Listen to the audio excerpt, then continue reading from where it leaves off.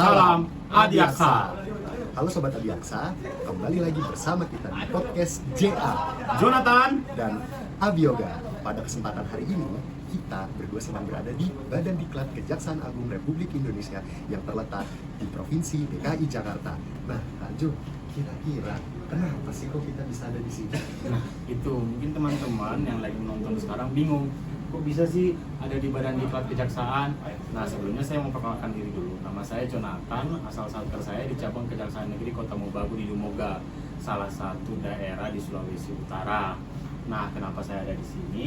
Karena saya mendapatkan surat perintah untuk ikut dalam pendidikan, dalam pembentukan, dan dalam pelatihan untuk menjadi seorang jaksa. Atau bisa dibilang kami ikut PPJ, Badan Diklat Kejaksaan Republik Indonesia. Nah, kalau boleh tahu Kak Jo, PPJ itu kegiatannya ngapain aja sih? Nah, untuk kegiatan-kegiatannya kami di sini dibentuk, dilatih untuk menjadi seorang jaksa yang berintegritas. Cara membentuknya bagaimana? Kita ditanamkan kedisiplinan dari jam bangun tidur, terus baris berbaris, terus nanti ada kelas-kelas, kayak kelas asas hukum pidana, integritas, terus penuntutan, pembuatan dakwaan, semua disiapkan buat kita agar kelak ketika kita menjadi jaksa, kita itu udah siap mental untuk menjadi jaksa yang baik, begitu.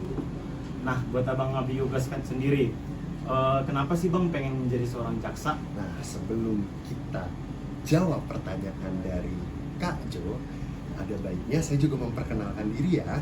Nama saya Febrian Abioga, asal satuan kerja saya pada Kejaksaan Negeri Lebak di Provinsi Banten. Nah, Kak Jo, nyambung nih dari pertanyaan Kak Jo.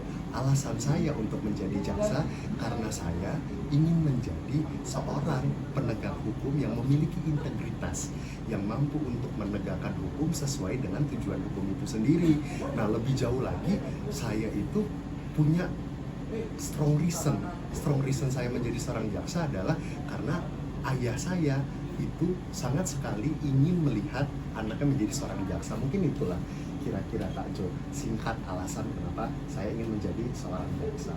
Nah, Kak Jo, kalau boleh tahu tantangan Kak Jo selama bertugas di satuan kerja kakak ini apa sih? Nah, kalau misalnya tantangan di awal itu adalah ketika saya mendapat SK pertama kali di Capjari di Moga, namanya singkatnya.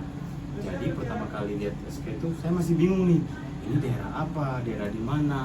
Karena saya belum pernah ke daerah Sulawesi Utara. Ada di peta apa enggak? Tapi ada, gitu ya? ada. Apa Waktu ada saya ya? bingung, kok tapi ada di peta begitu loh.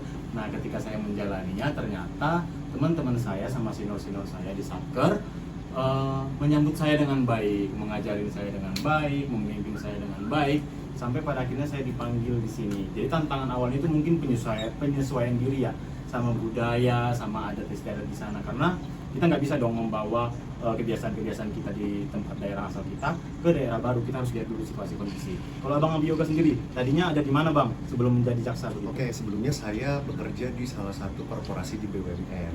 Nah, ketika saya menjadi seorang jaksa, saya itu merasakan dua tempat yang sangat berbeda. Nah, maka dari itu saya sangat dituntut untuk beradaptasi dengan cepat, mampu untuk terus berinovasi dan belajar agar kelak kemudian setelah dilantik menjadi seorang jaksa, maka saya dapat menerapkan prinsip-prinsip yang tadi Kak Jo bilang, kedisiplinan, integritas, dan keilmuan di bidang hukum untuk bisa menegakkan hukum sesuai dengan cita-cita hukum. Nah, Kak Jo, boleh tahu nggak harapan untuk Kejaksaan Republik Indonesia ke depan?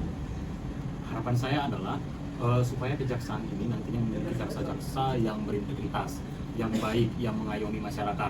Karena sesuai dengan perintah pimpinan kami juga Jaksa Agung, agar kami itu menjadi jaksa yang jangan manja, yang ingin balik lagi ke kampung halamannya, menjadi jaksa yang memperhatikan masyarakat bawah. Sehingga di kejaksaan sekarang banyak program-program baru yang dibumingkan atau dimasyarakatkan, seperti kayak restoratif justice, terus penanganan perkara tindak pidana korupsi yang selalu digencarkan sampai ke satker-satker bawahnya.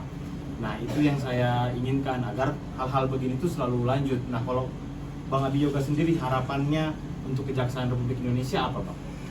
Intinya untuk institusi kami tercinta, semoga selalu jaya, maju dan berdaya. Sekian Sobat Adiaksa, sampai ketemu lagi.